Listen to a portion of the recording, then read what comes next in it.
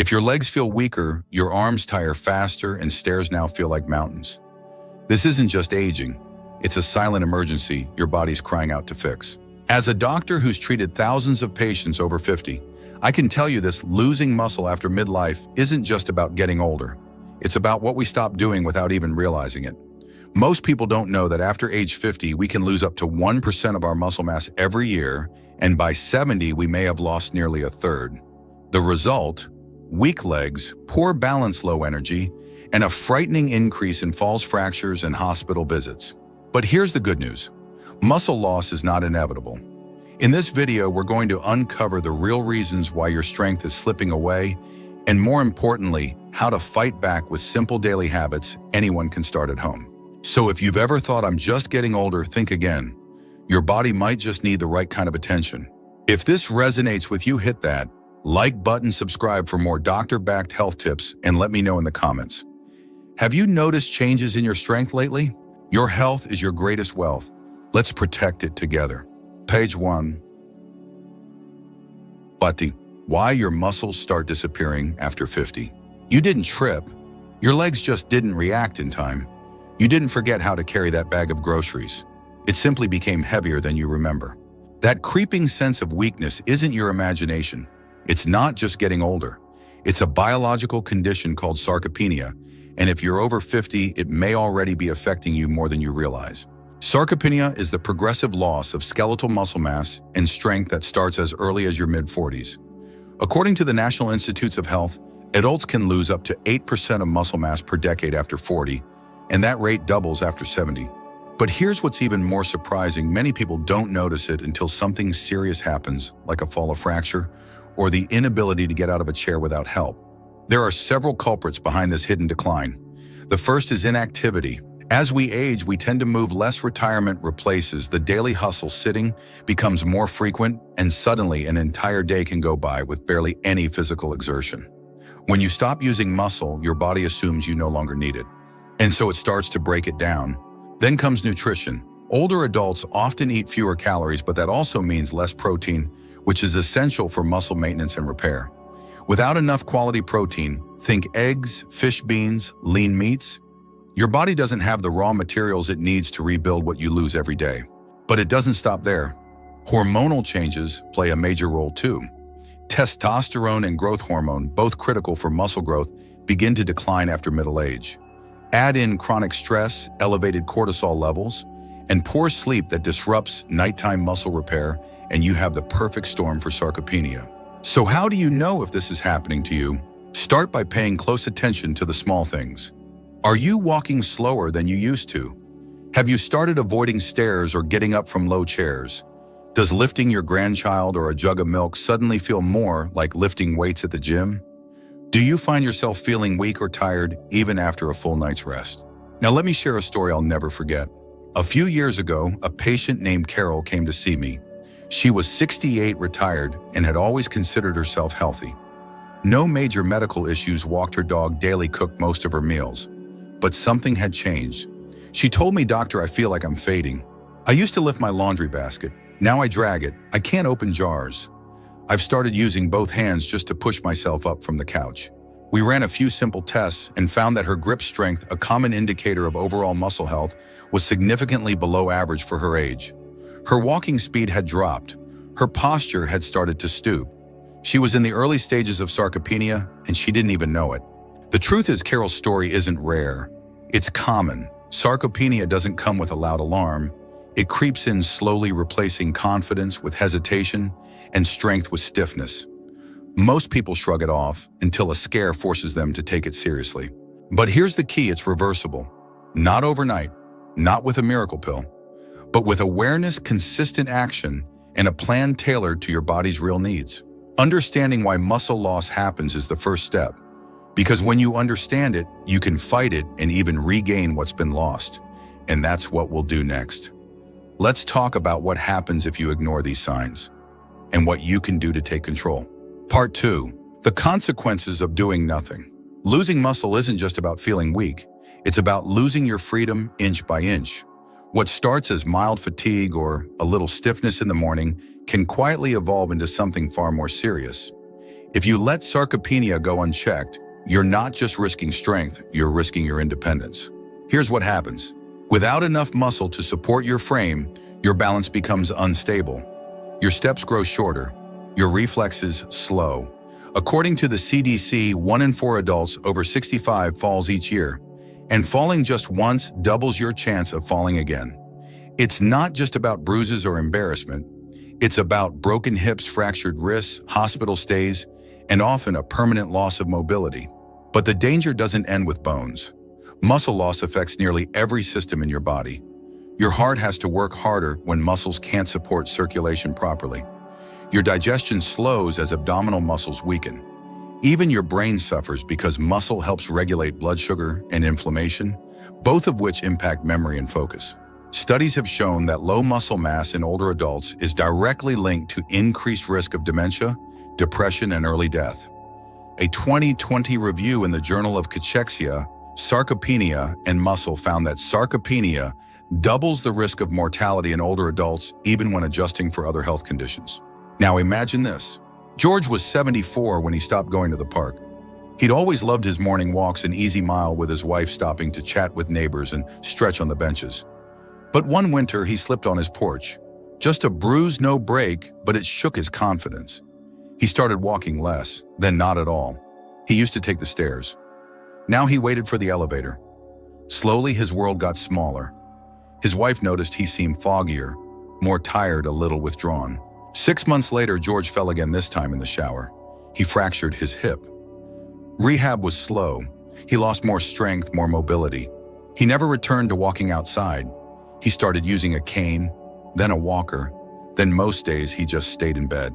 George didn't have a disease, he had muscle loss. And it stole more than his strength, it stole his spirit.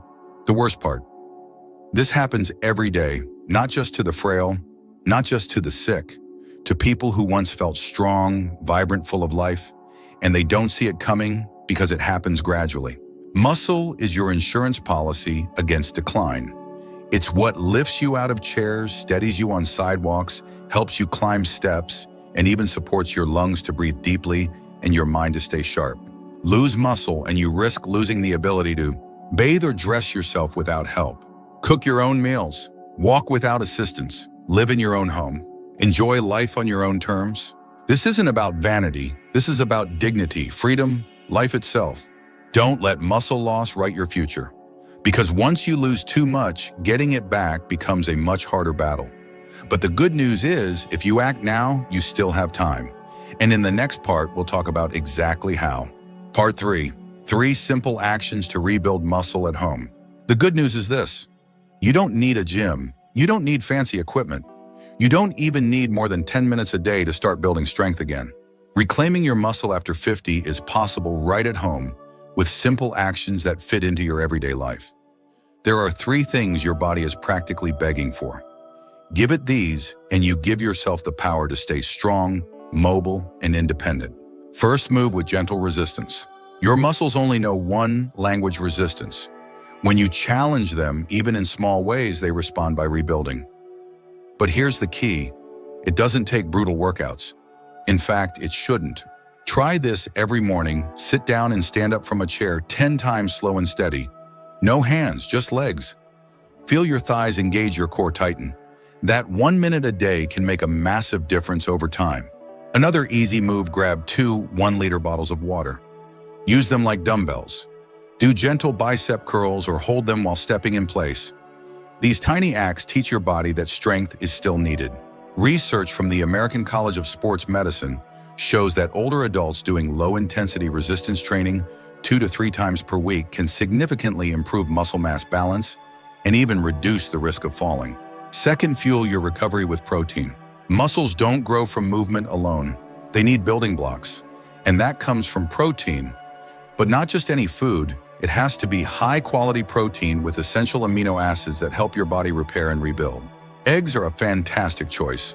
1 large egg has 6 grams of protein and a wealth of nutrients like B12 and choline. Greek yogurt, it's packed with over 15 grams per serving, plus calcium for your bones. Fish like salmon and sardines give you protein along with omega-3s that lower inflammation and support joint health. The National Institute on Aging recommends adults over 50 aim for 1 to 1.2 grams of protein per kilogram of body weight daily. For a 150-pound adult, that's roughly 68 to 82 grams of protein each day. Spread it across your meals. Don't wait until dinner. This isn't about eating more. It's about eating smart. And if you've cut back on meat for health reasons, plant proteins like beans, lentils, and tofu can still get you there, especially when paired with whole grains. Third, restore with vitamin D and deep sleep. Here's something most people forget. Muscle recovery doesn't happen while you're moving. It happens while you sleep. During deep sleep, your body releases growth hormone, a powerful compound that helps rebuild tissue, including muscle fibers. If your sleep is broken short or missing that deep restorative stage, your body never finishes the job. That's why 7 to 9 hours of good quality sleep is critical, not optional. And vitamin D, it's the silent hero in this equation. Without enough of it, your muscles weaken, your bones suffer, your immune system lags. According to a 2021 study in the journal Nutrients, vitamin D deficiency is linked to decreased muscle strength and higher fall risk in older adults. Get yours from safe sun exposure, fortified foods like cereal and milk, or a daily supplement if needed. Ask your doctor to check your levels, especially if you stay indoors often. Let me tell you about Lena. She was 72, small frame, soft-spoken, used to be a school teacher.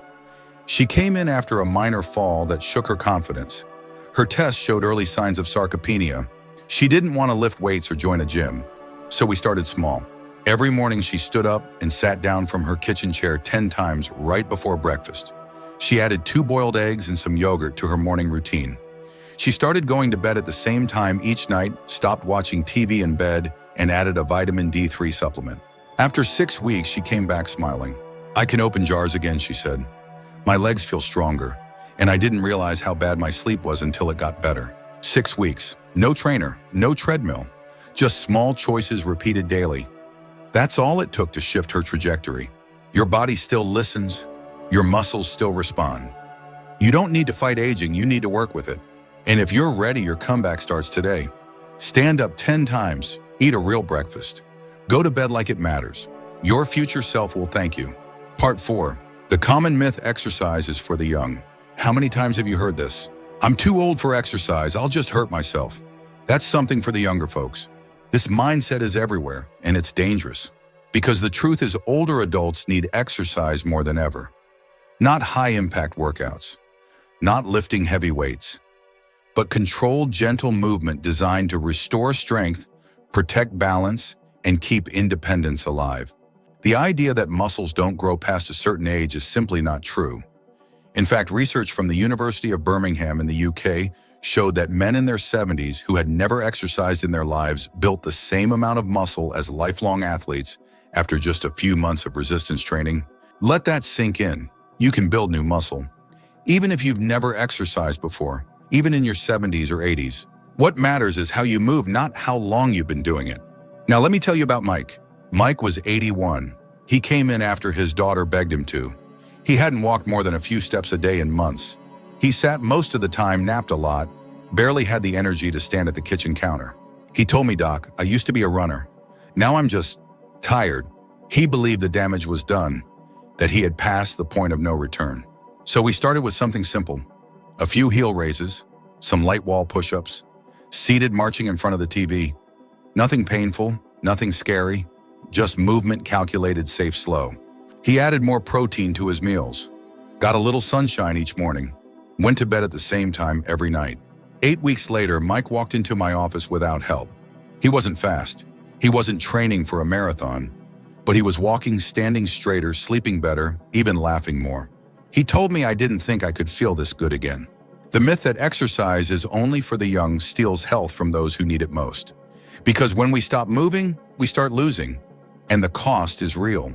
No one is saying you need to join a CrossFit gym or run a 10K, but the body adapts to what it's asked to do.